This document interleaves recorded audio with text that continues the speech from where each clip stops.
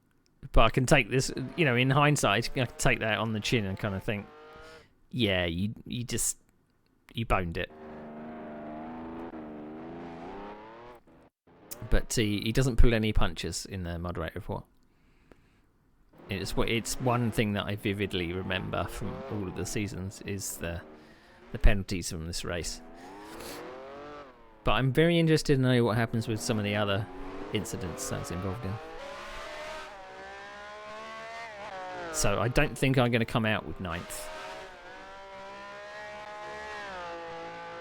But from the get-go, either, you know, the moderating, I would imagine it would be the same whatever division you're in, the same kind of docking of places rules. But it just seemed that from the get-go, it wasn't championship points that they docked; it was places.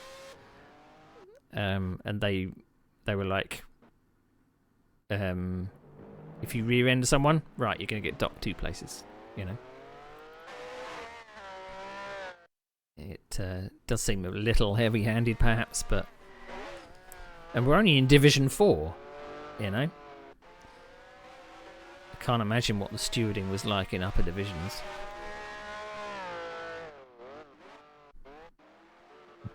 So I think it was there different...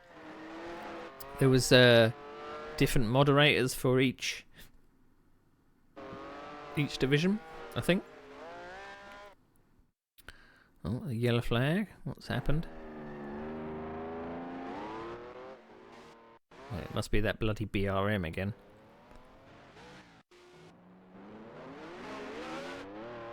I mean, I'm maybe it's Monaco in general, or because I didn't see them competing in the first couple of races.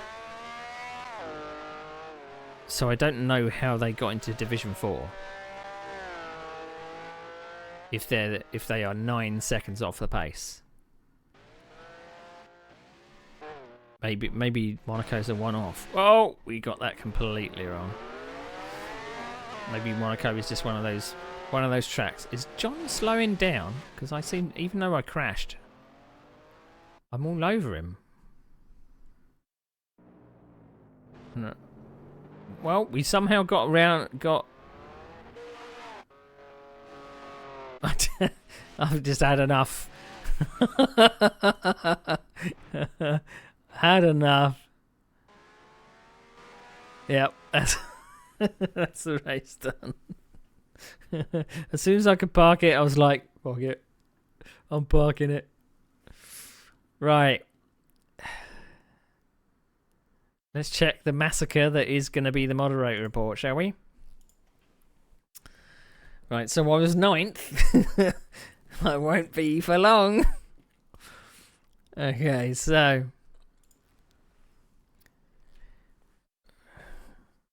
Okie dokie. Right, Monaco. So this is the 15th of October. Apparently Mark Pickford won it. I didn't see anybody for position past the first few laps. Derek Jones is second, Andy Straw third. So we've got 2 Hondas in the first and second. We've got a Cooper in third. John Ellis in the Brabham, that was who I was following home. Then we've got Andy Neville in the Cooper, Tony Simpson in the Cooper, Dave Allen in the Honda, John Robert. You're noticing that I'm not appearing yet. Dave Allen in the Honda, John Roberts in the BRM. Here's me in 9th. I kept my 9th position. How? So the guy in the BRM, Sean Valen, ended up 10th.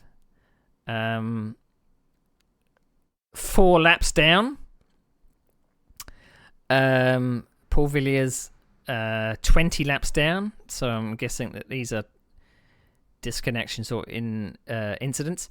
And Andrew Geldart in 12th position in a Cooper. So, are you ready?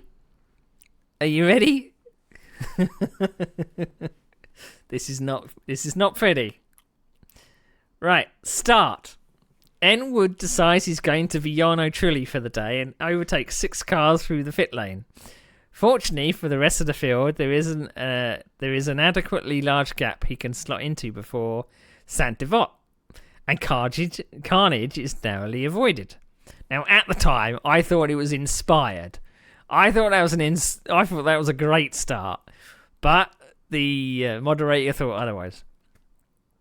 9 times out of 10, this would have caused a massive pile-up. The fact that he got away with it bears witness more to the presence of mind and self-preservation instincts of the other drivers than to any Senna-like talent on NW's part. The fact that he threw it all the way up at the second corner implies that he approached a long Monaco race in the wrong frame of mind. Over-aggressive driving at the start. So I got nothing. Just for that bit, anyway. Right, I'm in the next part. Lap 1. N Wood spins at Massenet, which I believe must be the top of the hill.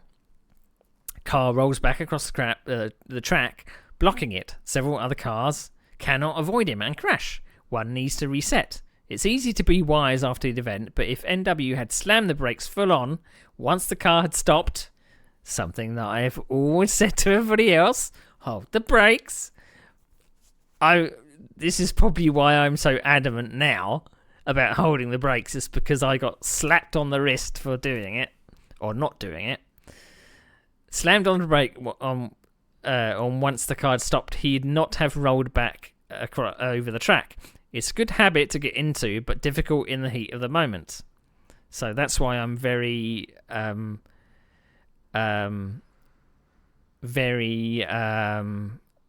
strict when it comes to judging incidents.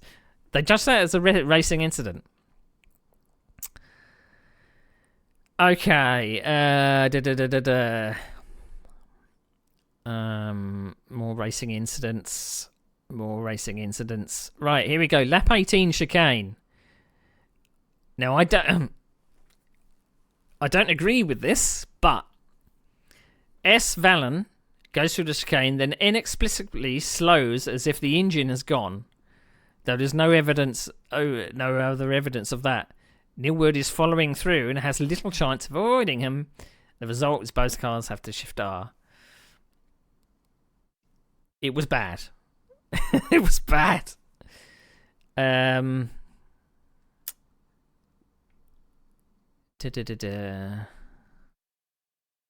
Yeah.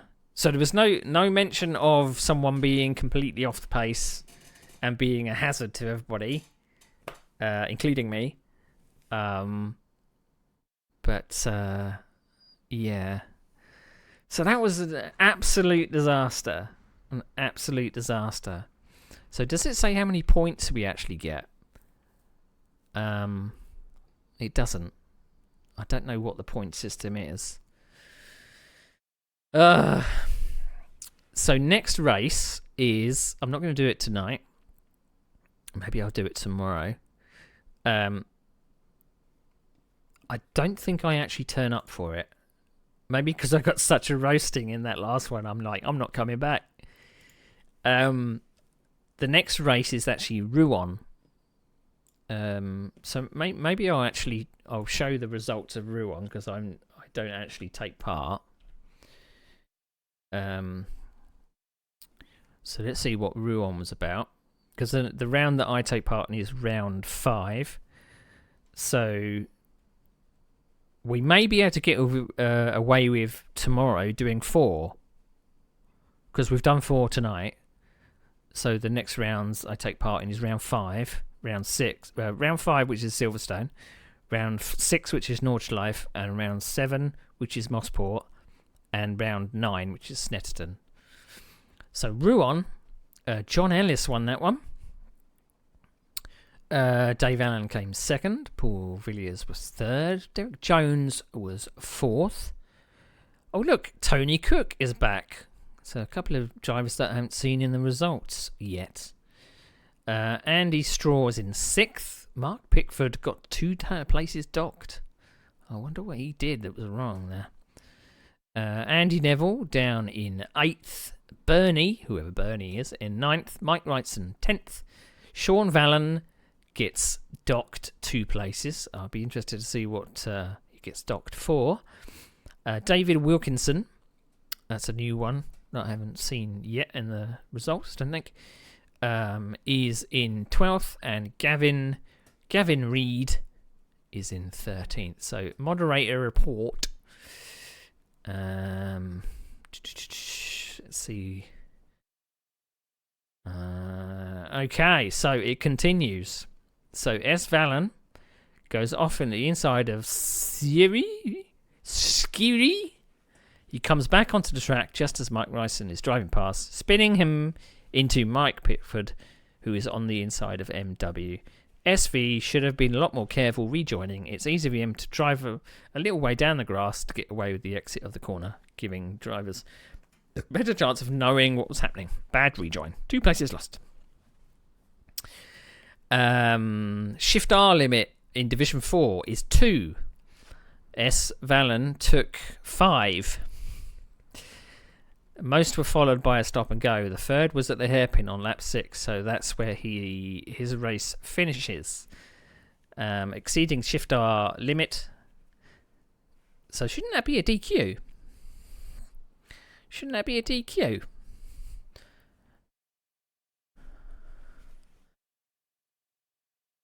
So last incident with Valen was SV puts a wheel on the grass to the outside exit, so that has to get out the throttle in Brundle speak.